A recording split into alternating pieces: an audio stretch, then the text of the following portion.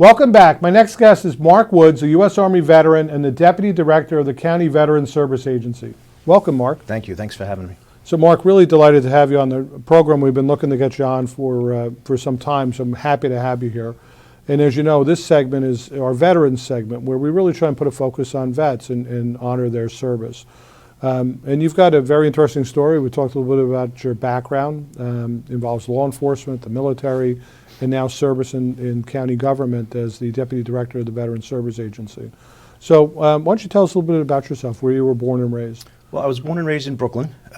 Every time you tell somebody, oh, I was born in Brooklyn, the next thing I want to know very suspiciously is, oh, what neighborhood are you from? Yeah. So I grew up in a kind of a no man's land between Bensonhurst, which was a very Italian neighborhood, and Borough Park, which was a very Orthodox and Hasidic Jewish neighborhood. And it was a good mix of an area that was, everybody was kind of known by their ethnicity. That was, my friends were, oh, that's Tommy the Greek. We go to his house for this. And, it was an interesting place to grow up. Catholic high schools for, my entire time there. And, my mother, stay-at-home mom. My father was a Teamster. Right. Made the best of it. Right. So, and then when you graduated from high school, what did you do next? I realized a little bit too late that I wanted to go to West Point, and I applied to it, and they just basically laughed me out.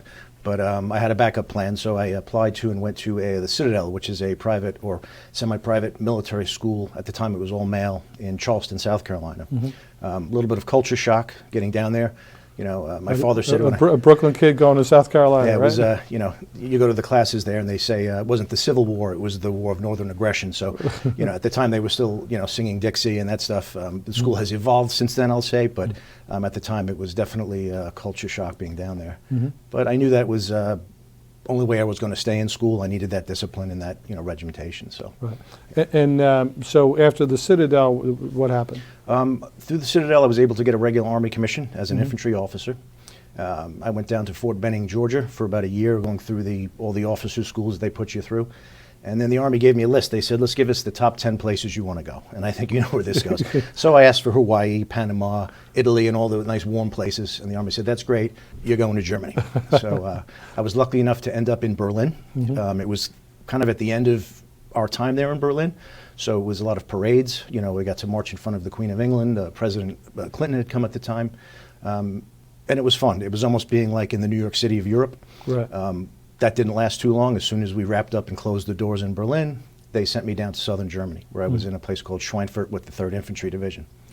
I guess the only highlight of that was I got to take off my Army hat and put on the beret of the UN, the blue beret and white Humvees, and sent us over to the Serbian border, where I spent 6 months doing a UN peacekeeping mission as an executive officer of, again, way up in the mountains during the winter. Exactly was not what I was looking for, but it was a good experience. Right. What rank were you at that point? I was a lieutenant, just about to become a captain. Okay.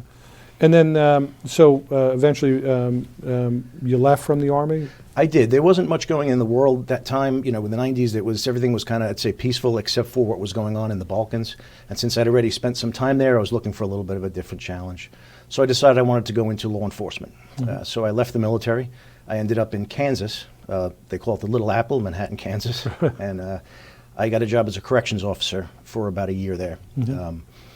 Just kind of getting my foot into the door of law enforcement. I learned a lot. I have nothing but respect for corrections officers. That's a very difficult job. Right. Soon after that, I was hired by the Immigration and Naturalization Service, and I moved to San Antonio, Texas, where I was a special agent conducting investigations for felons who had been deported from the country and come back. It was an interesting job. I got to work from Waco down to the border, Laredo, Corpus Christi, and I did that for about 3 years. It was I loved Texas. It was a great time, but I started to get homesick. It was time to come home.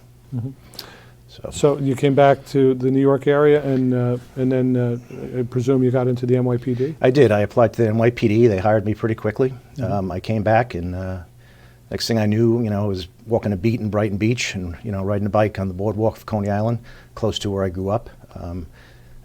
Seemed like a pretty good, place to be at the time. And then 9/11 happened.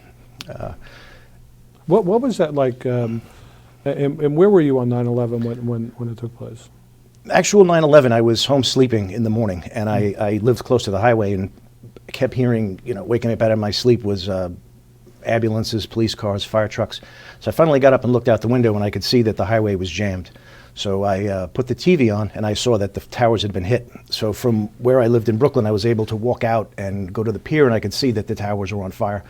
While I was watching them, one of them fell.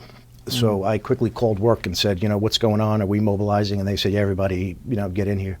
I spent the first few hours, everyone wants to think that, oh, you ran right to ground zero and we jumped right in, but the rest of the city needed policing. So at first I was just in Coney Island. That's where we were just working and doing a foot post and kind of trying to keep everybody calm. But by about 3 o'clock in that afternoon, I got to go out to ground zero and start participating in the cleanup effort and recovery effort at that point. And how long were you at ground zero for? That day was there for 24 hours. It was very surreal. Couldn't believe it was going on. Not a lot going on. Everybody just not really knowing what to do. And so I stayed there for about 24 hours. And then after that, it was just day by day, who went, who didn't. Everybody wanted to go. It was a, seniority competition, and when you were off duty, you went if you could.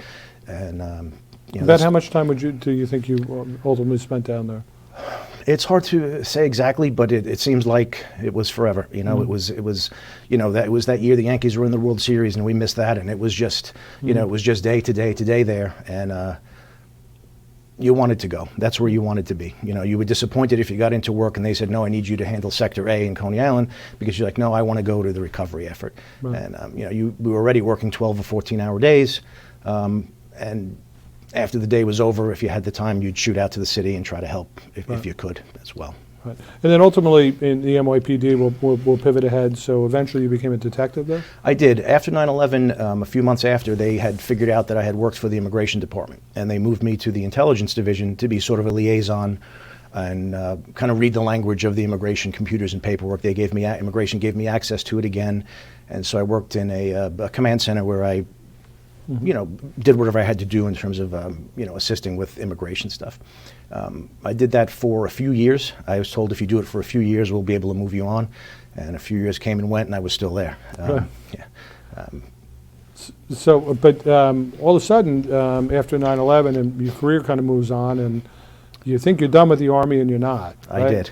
So why don't you tell us what happened? So I was living in Yonkers at the time, and I got a letter in the mail. It was a Western Union, and I opened it up, and I saw it, and it said, welcome back to the Army.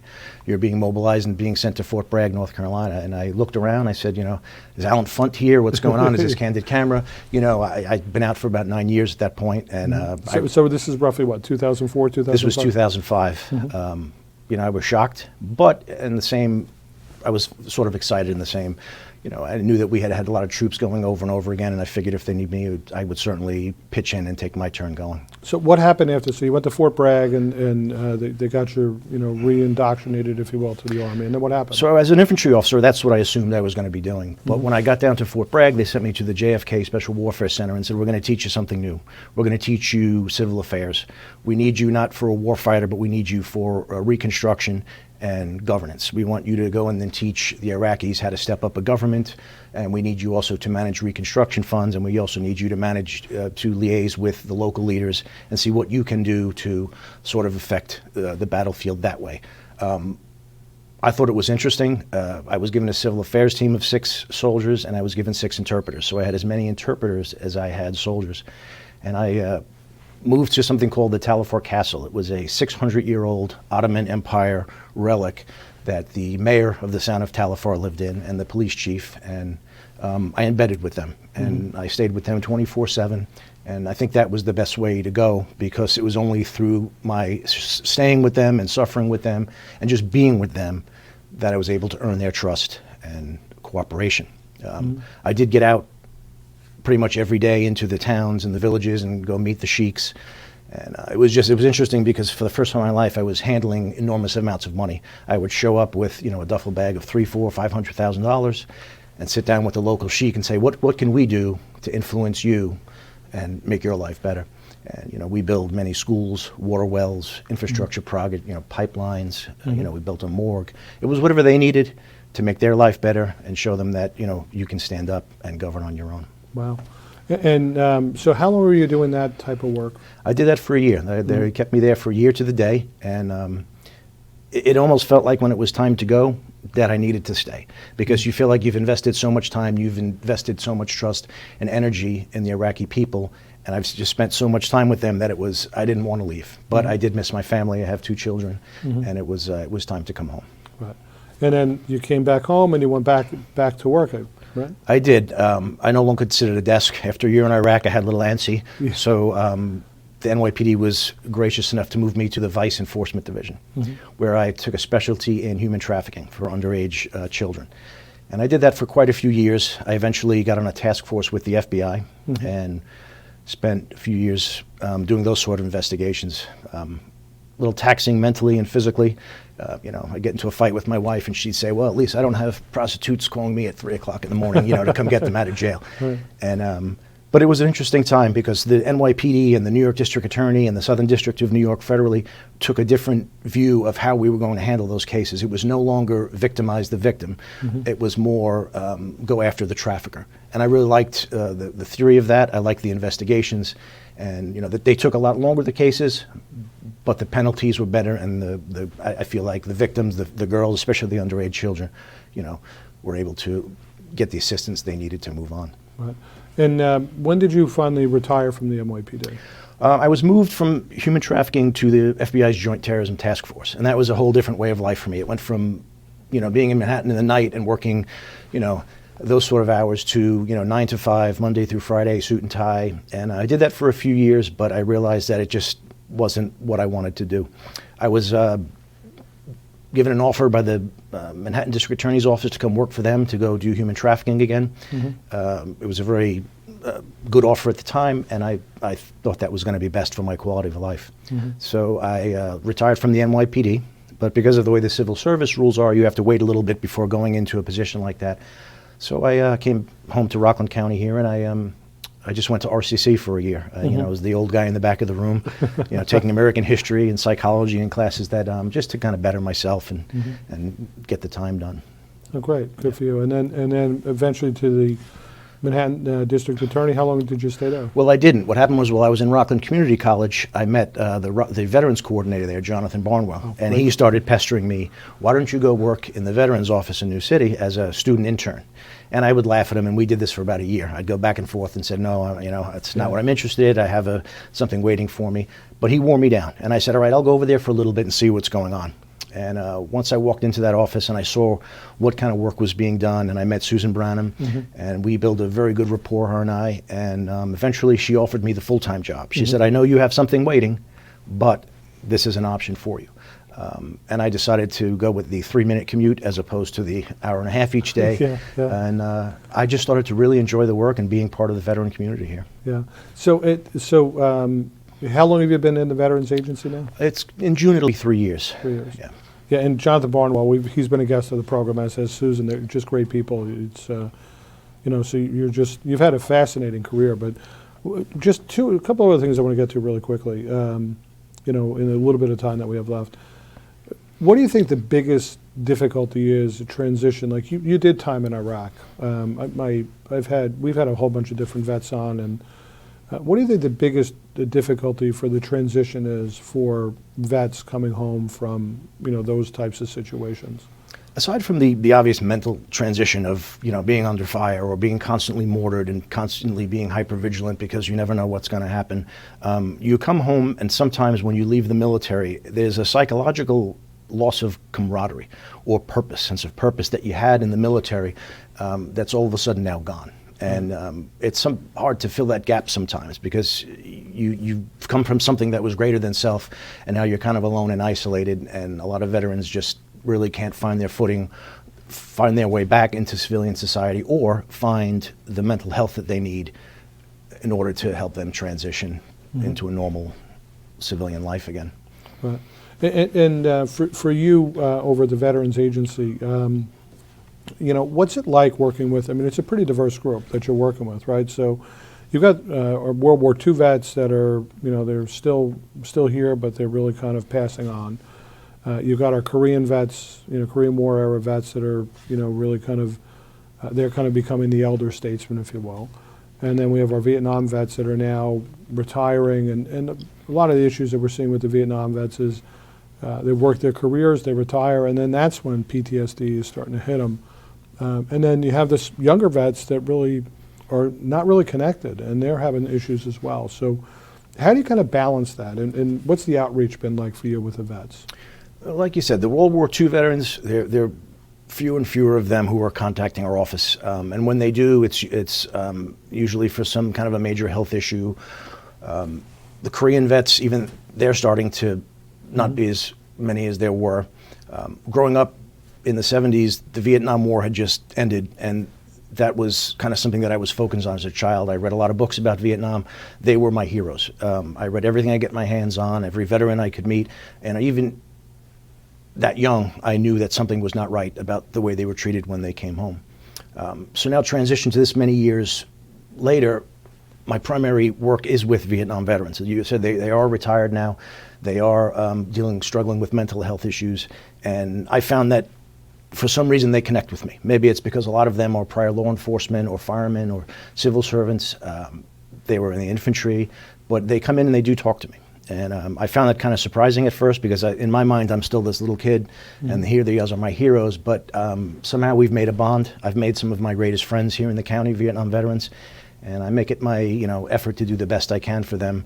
And because they are coming into a lot of health issues at this point, maybe the residuals of Agent Orange, or maybe just the residuals of getting older. But they are our primary customers, so to speak, right now. So I do spend a lot of time with them and effort on them, and try to get them and their spouses any benefits that we can for them. As for the younger veterans, there are some. We have a program in our office where we have students from Rockland Community College come in. It's a veteran work study. So we do get the 25-year-old, the 30-year-old, Iraq or Afghanistan veterans, or even just, guys who had been in the military. And they do come through, and they help spread the word to other veterans. Hey, we can go to this office, this guy will help you out, or Susan will help you out, and we can get you benefits, or we can get you set up with educational, things like that. And we do have a good time with them. I find that a lot of them like coming there. They like being there. They like the camaraderie of the office. We laugh a lot, It's a kind of a serious stuff that goes on in there, so we have to sometimes take it light and enjoy it. But we are bringing a lot of the younger veterans back in, and as best we can, and letting them know what's available for them.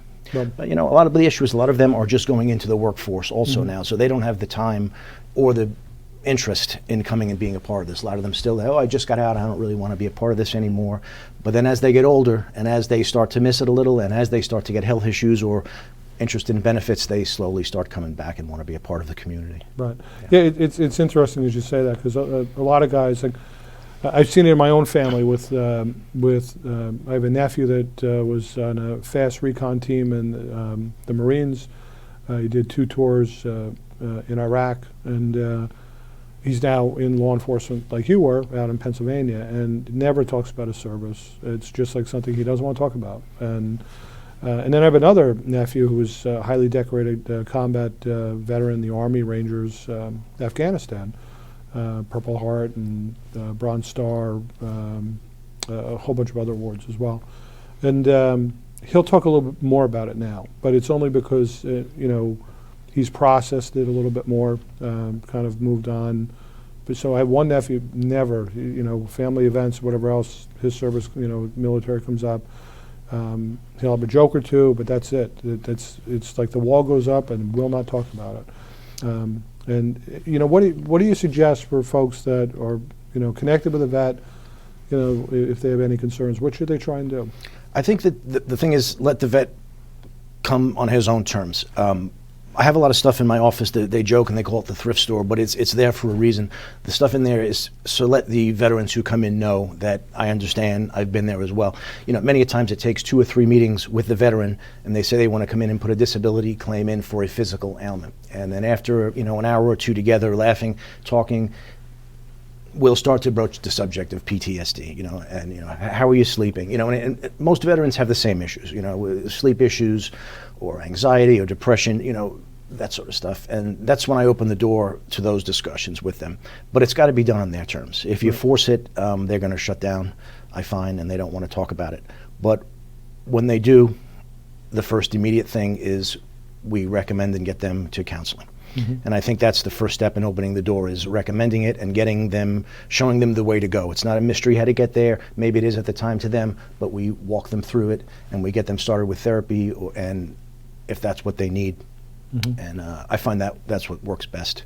Don't force the issue, but kind of gently lead them along the road and bring them there. Right. Well, Mark, we're out of time, but this has been a wonderful opportunity for us. Just before we do that, if you could give your contact info at the Veteran Service Agency if people want to get in contact with you. Yeah, it was important for me to come on. Thank you for having me, because I wanted the veteran community to know that we're still there. During the pandemic, our whole infrastructure sort of shut down. You know, we had to figure out new ways to do things, but I think we've moved, you know, the pandemic was horrible for a lot of things, but we've moved from, I think, like a 1980s technology to 2021 at this point.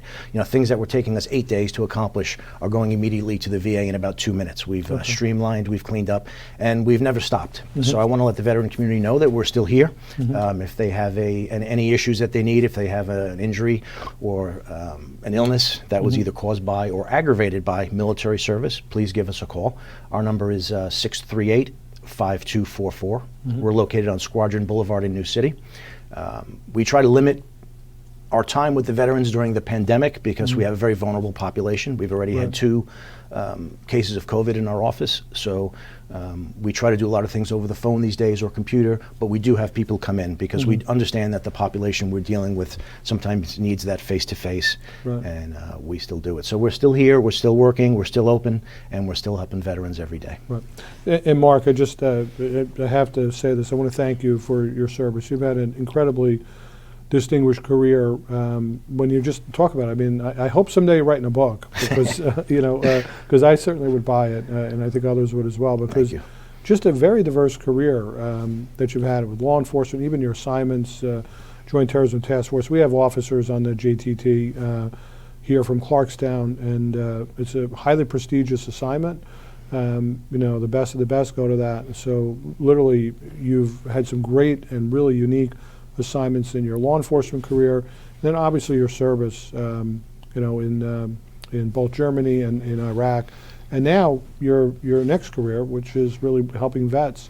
It's really, you know, thank you for that. Thank you for all of that service and what you continue to do to help our vets, and they need our help. Well, thank you for your unwavering support. You know, Clarkstown has shown me what a community can be and how they support our veterans, and you know, you've gone way above and beyond, and I really appreciate everything that you do for us. Great. Well, thank you again. Well, thank you.